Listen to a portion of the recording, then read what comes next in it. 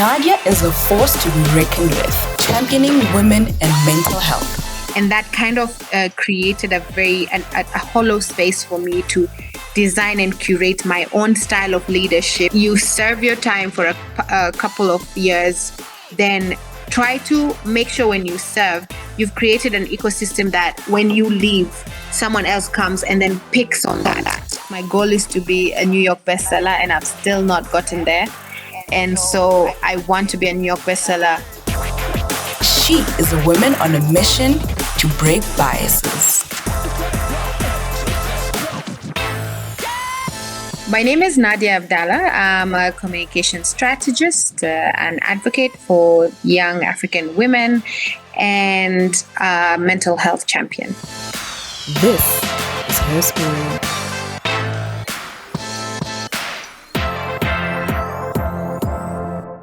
So my name is Nadia Ahmed Abdalla. I am from Kenya, originally born in Mombasa, a small island. I am a communication strategist, an advocate for young African women, a mental health champion, and a global speaker. I served as the youngest former deputy minister in Kenya who was in charge of ICT, innovation, and youth affairs. I am passionate about Afrocentrism, passionate about young women in Africa, and collectively passionate about youth advocacy and participation and diversity in a larger scale. Growing up for me was interesting because I got to see the different elements of being in a minority community. So what that means is I was raised in a family of predominantly women. My family really encouraged me to read a lot. I was exposed to really good education, and I was encouraged a lot to speak my mind and be myself. At the age of 13, I already had aspirations, and that was to either be similar to the late Kofi Annan, which is humanitarian work, or be a communication specialist, just like Oprah Winfrey. And so, that's about me. I was a very assertive child, but of course, at that time, everybody thought I was naughty. But I was also a young child who struggled a lot with identity, because I used to always try to fit in and try to understand why am I different from everyone else. So it was an interesting childhood.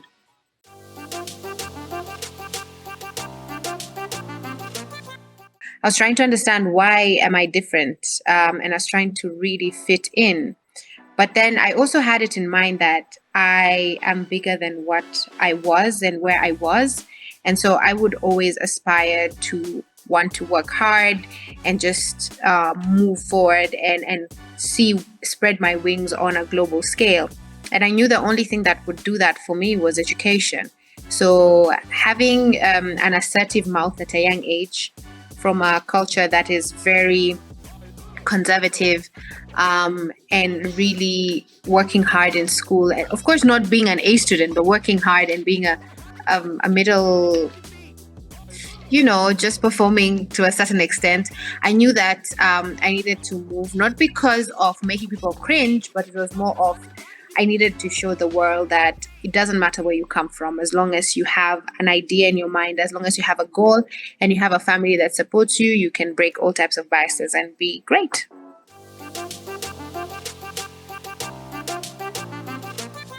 I think for me, it was the reason behind studying communication was because I was exposed to a lot of books, number one. So I read a lot. Number two, I was exposed to a lot of magazines. I used to watch a lot of cartoons and a lot of, chick flick. But at the same time, I watched a lot of Tyra Banks and watched a lot of Oprah Winfrey. And so for me, to be honest, I wanted to be on TV. I wanted to be seen. I wanted to be heard. Now, as the more I studied and the more I got exposed to the options I had, I knew that communication was one way for me to do that. And it's so funny because I used to struggle with my vocabularies, and in school, my English teacher would, always correct me when I'm writing compositions and everything. But now I published 2 books. I articulate issues very well. And so I knew that if I needed to bring people closer together, I knew that if I needed people to listen to me and to understand me, and because I was a very artsy type of child, I knew I had to take communication as one of my basic foundation to studying in my education.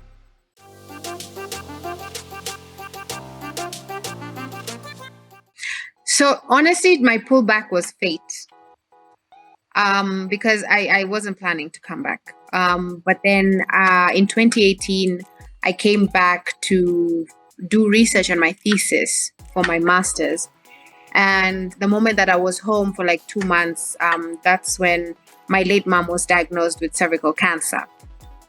And so what happened was I needed to go back to Germany and pack and come back and live with my late mom, live with my brother, take care of them, take care of the family. So the classic African first child responsibility. And so that's what actually brought me back. But if my mom was still alive, I think I still would be abroad. By the same time, if I look at how the trajectory of my life from me coming back in 2018, I was also coming back because I needed to serve in the government. So everything was planned. So my fate was tied to being back. And I'm a Pan-African. Even if I was going to be outside, my Pan-Africanism spirit was going to really just break biases whenever I was on a global scale.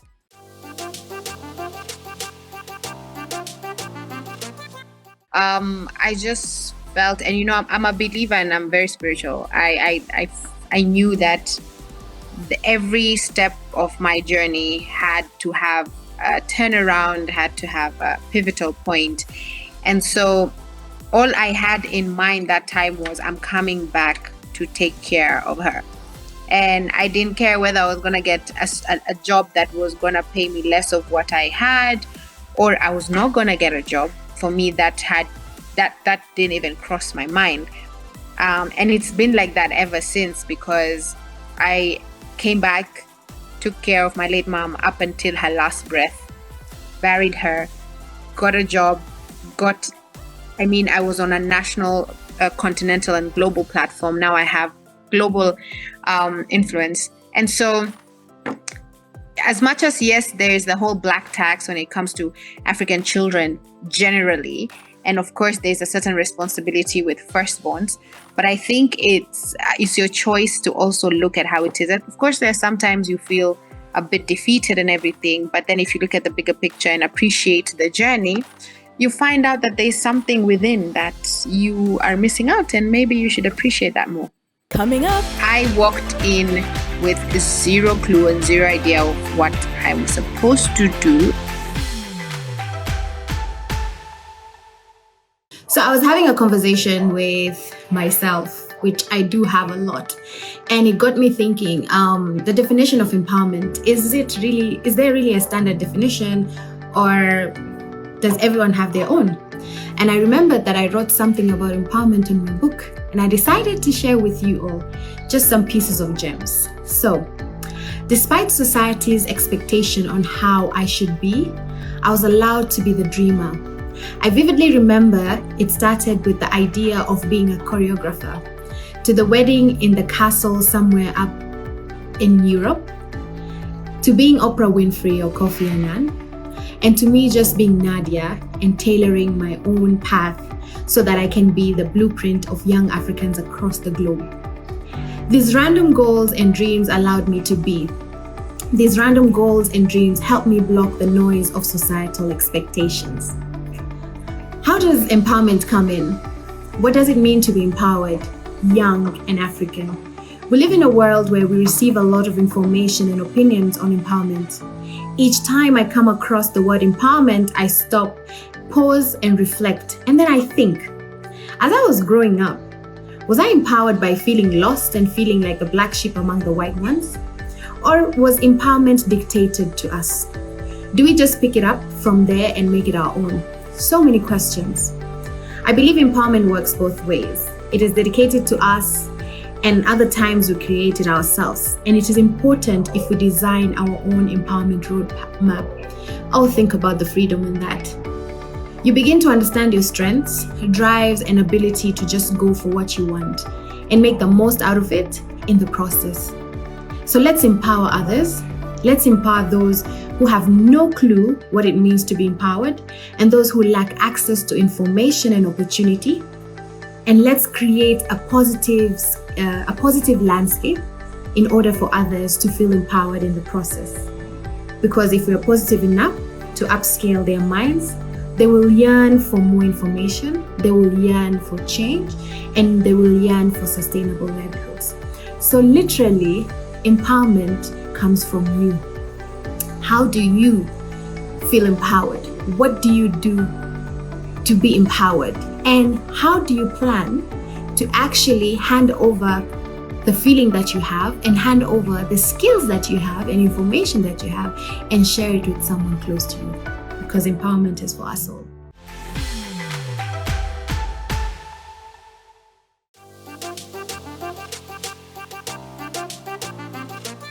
The Miss President show is basically a show that was started by Media Focus on Africa in collaboration and partnership with EU Kenya, Canadian embassy or government, UN Women. And so basically it is a show to show Kenyans that there is possibility and there is a strong chance that we can have a female president. So what it does, it takes you through a whole training where you learn about the constitution, you learn about the different things and protocols that are there.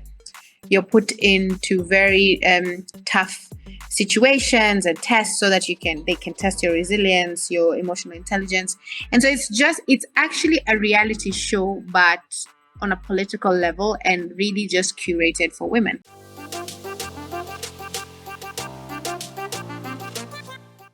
Confidence, more confidence, networks and connect and friendships. But also it kind of grew my brand, because I was known for being a champion for mental health. I was known for, on a very small scale, was known for coming up with events and having women together and talk about their stuff. And so what Miss President did, it now gave me a national platform. And people now could understand that mental health for me is a very strong thing. And then it exposed me to a lot of people and a lot of participation and stuff. And, here we are.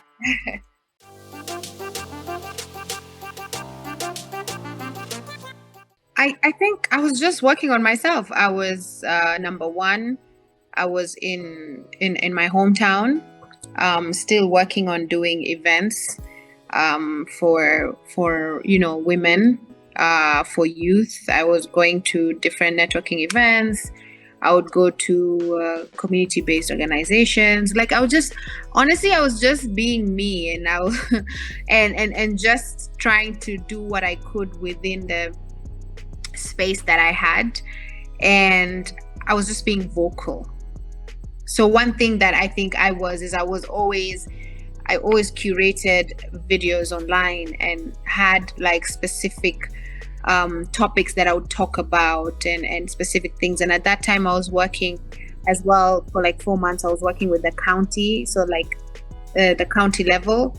And so I was in the tourism department. And so I was just being the typical young person who's finished school, who's at home and who's trying different things just to, get the ball rolling.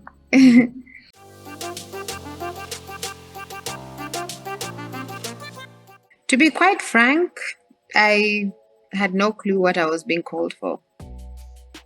And I had always said this. I was more excited about the fact that the president, that's a big deal. The president called you. You're a 29-year-old, just trying to make ends meet and living your life, and the president called you. So it wasn't really about the job and what I was supposed to do, because that came later.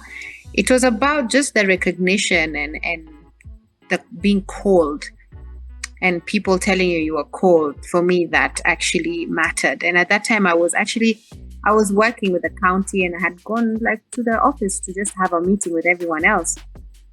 And so it's just that for me, it's as simple as that, like that up until today. And my brother saved that video of, the former president calling out my name. And every time I look at it and I'm like, wow, like this is that point in my life where everything changed.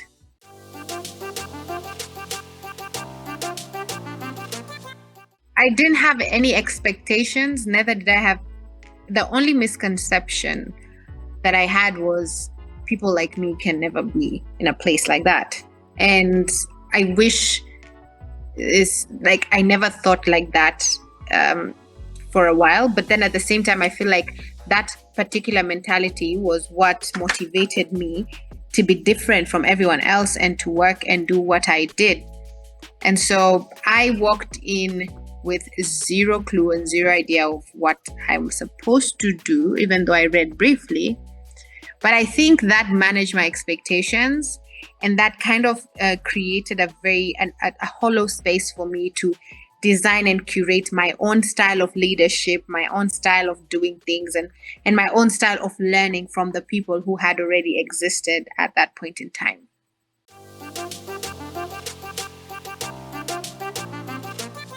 So I started Kenya Ni Mimi because I felt so much pressure when I was in the office, because I was like, how do I now detach Nadia from being now this national leader, and how do I also reach out to the young people and kind of relate to them but still have this sense of authority and relevance in there.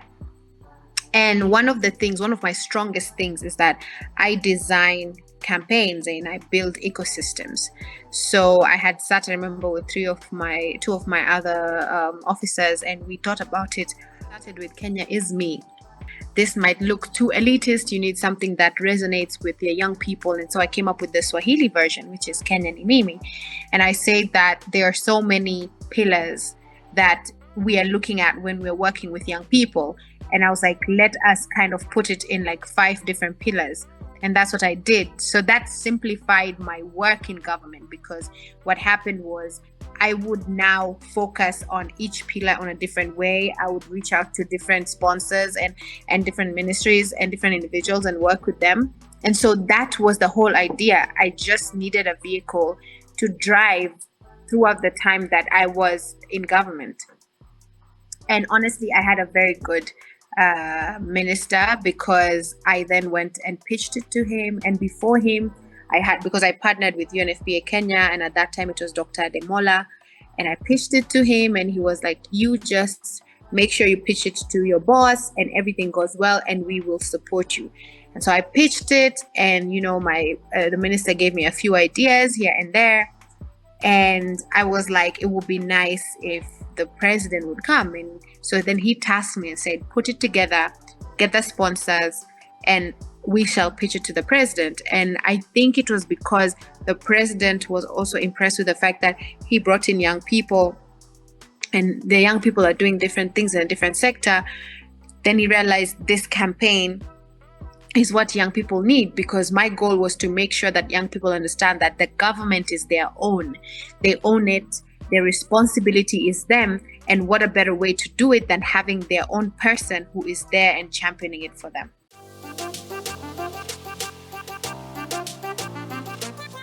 That should happen, because when you're talking about leadership, you want to have progressive and sustainable leadership.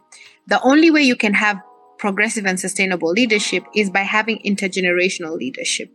So you serve your time for a couple of years, then try to make sure when you serve, you've created an ecosystem that when you leave, someone else comes and then picks on that. We need to have such a mentality, because right now the continent's median age is 19.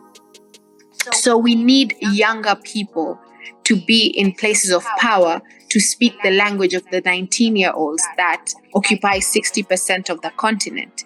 Now, if we don't allow that, we're still going to be in a regressive space where there's no intergenerational connection, there's no intergenerational dialogue, there's no respect for authority or office, because young people will be like, you guys don't care about us.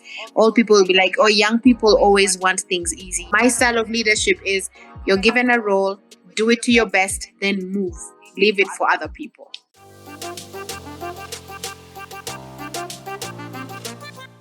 Yeah, I think the biggest thing, and that's what I've been working on, is as much as, I will forever be a former, I need to detach from that. Because being a former, and I understand maybe the generation that was ahead of us liked to hold on to it as a way to hold on to power. Personally, that was a time. That was a purpose, that was I served. I want to be known for something else now. Let it be this and that. Oh, and she also did that. So that's one of the things that I am working on, actually just rebranding and redetaching myself.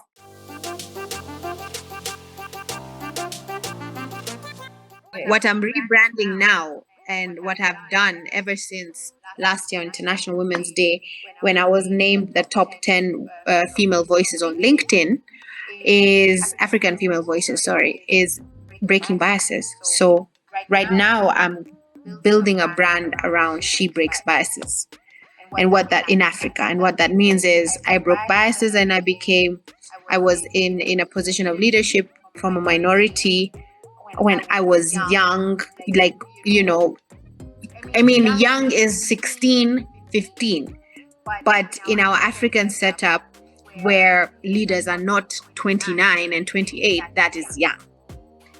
And also just having conversations that are unconventional and doing things that break biases. Like a lot of people who serve in government, and then when they come out, they can't seem to let go of that, which is it is actually true, because for me it also affected me, because you stay in a place for a while, you become that person.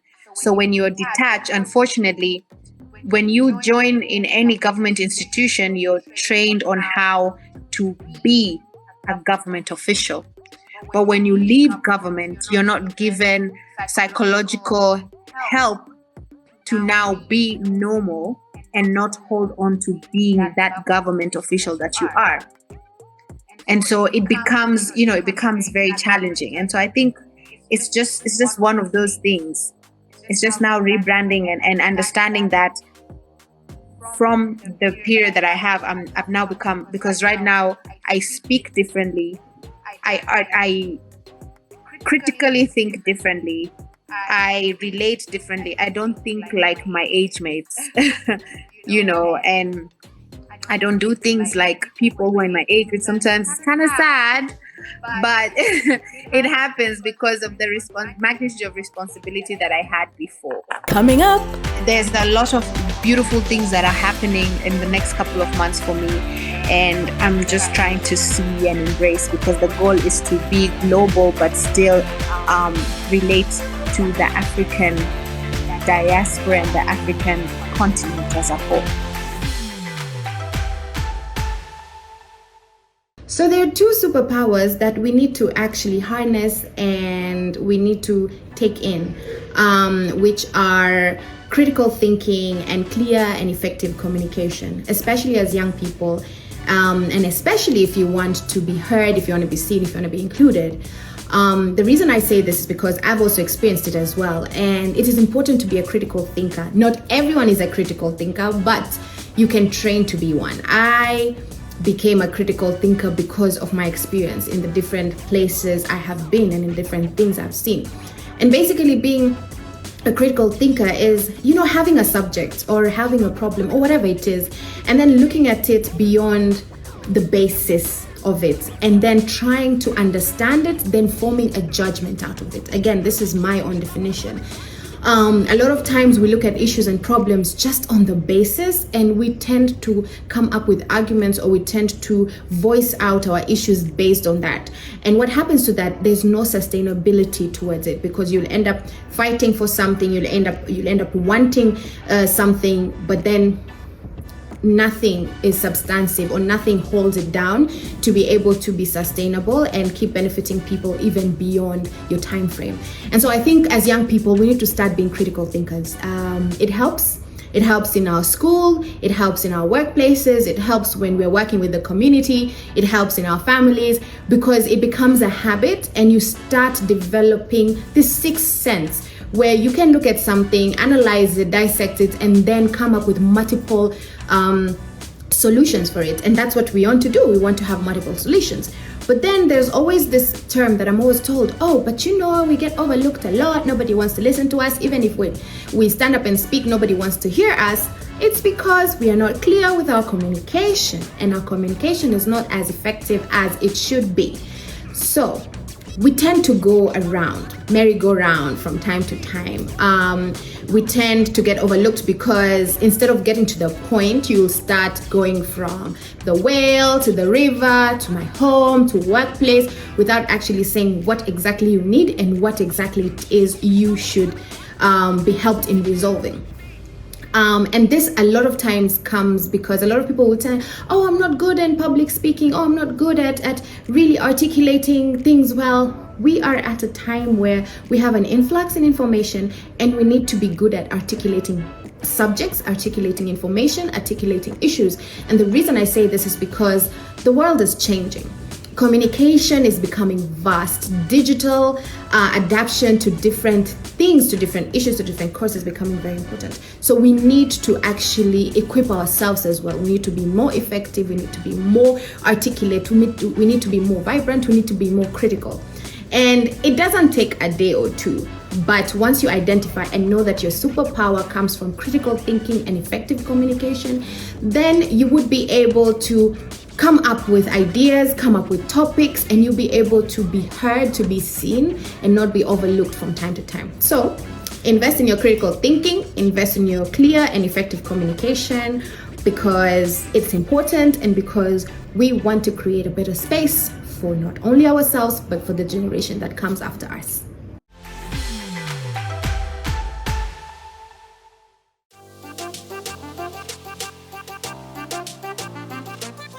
At the beginning, and I was convincing myself that I'm okay, that this shift didn't affect me, because from the longest time I was prepared to, there's going to be a transition.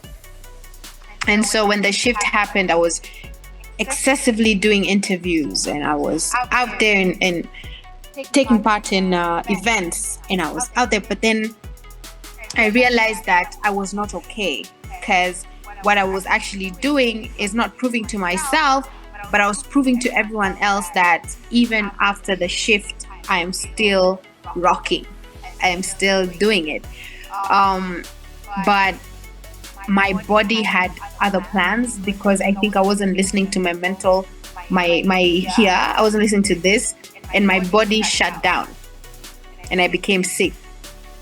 And when I went to the hospital, the doctor was like, you're actually okay. What is happening is you're going through exhaustion, you're going through stress. And I have a therapist, and he was like, you have to accept and grieve that your life was not going to be like back-to-back meetings anymore. So it's like, you are so used to a cycle that when you get out, you're still running like a hamster on the wheel. So up until later, then you realize, oh no, you have to stop. So what I did actually, and it was on International Women's Day actually, I got sick. I canceled everything. And I realized that the power lies within me now. I can decide what I want, who I want to be with, what I want to say, where I want to go. And so that's something that is so important when it comes to mental health with leaders and politics and governance, is that we assume that everybody is just okay within the institution, and even when they're out. I mean, there are some people who find out they are no longer in position of power by just a letter, and you're not given post-mental care. So you find a lot of leaders or political people going into alcoholism, or some, they get chased by banks because of the debt that is there, and this, and some just because of the lifestyle. And it's a conversation actually I'm having with I'm a council member of a political foundation, and we're talking about how important it is for politicians and government people to take care of their mental health. Because no one asks you, honestly, when you're in the job, nobody comes and asks you if you're okay. When you're thrown into the sharks, nobody comes to tell you that I'm proud of you for what you've done. People always criticize you, yet they don't even know the internal battles that you have. Family always expects a lot from you because they assume you're making so much money, so you become everyone's savior. And then if you're an African woman and you're in that position, there's the whole pressure of you're not good enough, because if you are, you would be married and have kids and manage your family. So you can imagine how much is out there.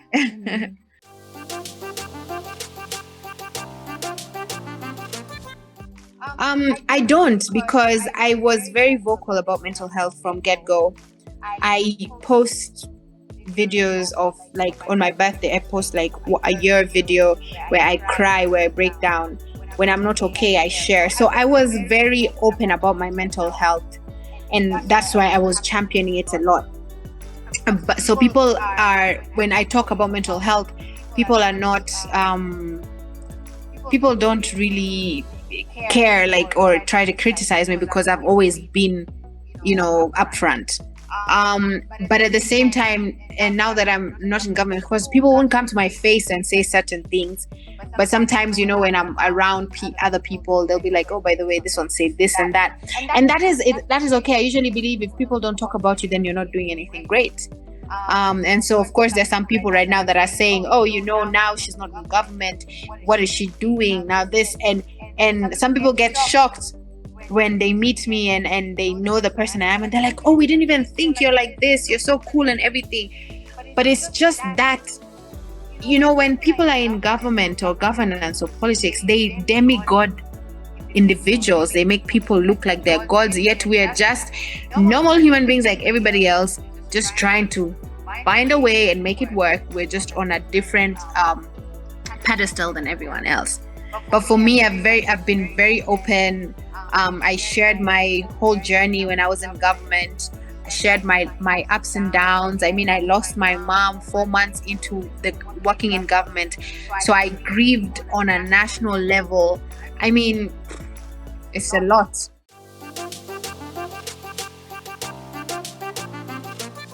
I think the 5-year plan is to own a network that specifically is curated for the African female, breaking biases through our conversations, through the different workshops that I hold. I mean, who knows, even I would have a school that is teaching young girls and young women how to break biases and own their spaces. And, having a show, because I've always wanted to have that. Wanted to have a show where its main goal is to diversify and include conversations where the Black girl or the African girl feels seen, heard, and represented. So that's the goal. So right now what I do, because one of my biggest passions is creating safe spaces for women, I've created this product called Networking with a Purpose. Usually everybody goes for networking events and they pick and spot one person and they stay with them. But for me, I'm creating this high level spaces for women to come together and be very vulnerable. And actually I achieved that goal when the first one that I did. And so I'm going to be doing that quarterly. And then from that, I want to have a build up and have if it's a summit for Pan-African women across the continent coming together and now talking about different things, whether it's why is it that a lot of Black and African women are victims of their partners cleaning up their money and leaving them like that, or the financial dependence that women have and still have to stay in abusive marriages. So I'm a conversationalist, and most of the times I create my conversations through groups, through my different videos. And so I'm working on something. Do I have a plan? No. The idea is there. I have the tools. I have the people to support. And so, we keep going forward, and let's see, you never know. I mean, there's a lot of beautiful things that are happening in the next couple of months for me. And I'm just trying to see and embrace, because the goal is to be global, but still relate to the African diaspora and the African continent as a whole, because we need to start telling our own stories. We need to start coming up with our own solutions, and we need to start living unapologetically without being afraid of who will say or what they'll judge us for.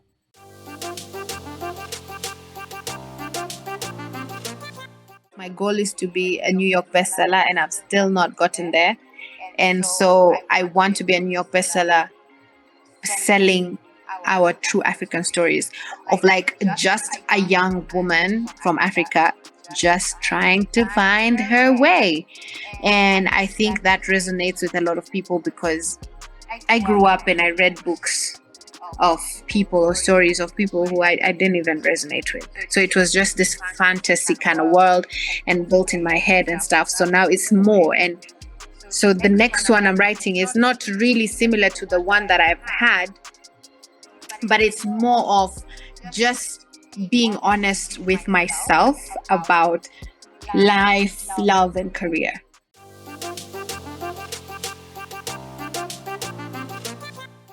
Money. Money, children, and a husband. Or a husband and children. Whichever way it comes. Okay, so no, it has to be husband and children. Let me just say it that way. If I'm to be more serious, it's just harnessing relationships with family, with, if it happens, a companion, children, and just trying to live through my experiences and inspire others, because that's my biggest dream, is being able to travel across and share my experiences and what I had and give it on to other people, because I think that's how it is. Because I see how a lot, especially women, they don't do that. Once they get to a certain place, they lock it off, and it's like, yeah.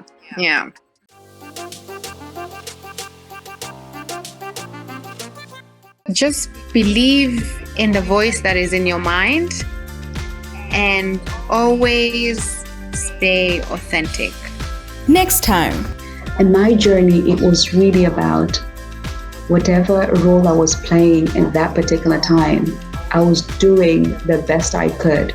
I was trying to do more than 100%.